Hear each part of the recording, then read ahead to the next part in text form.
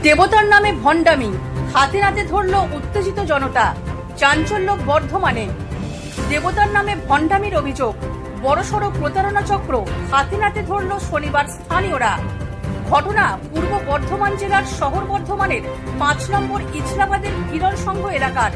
অভিযোগ, এলাকারই এক মহিলা, তিনি কৃষ্ণকালীর সাধক নামে পরিচিতি দিতেন। কৃষ্ণকালীর উপাসনার নামে বিভিন্ন উপায়ে বহু টাকা উপার্জন করতেন। বহু দূর দূরান্ত থেকে আসতেন সাধারণ মানুষজন। তার নাকি আছে একটা ইউটিউব চ্যানেলও। অভিযুক্ত সাধিকার নাম মঙ্গলা কোরা। অভিযুক্ত সাধিকার ভণ্ডামি অবশেষে সামনে আনলো স্থানীয় এলাকার মানুষজন। ভণ্ডামি হাতে নাতে ধরতেই উত্তেজিত হয়ে জনতা মন্দির থেকে ছুড়ে ফেলে মন্দিরে থাকা দান সামগ্রী, কাপড়, গামছা সহ বিভিন্ন জিনিসপত্র।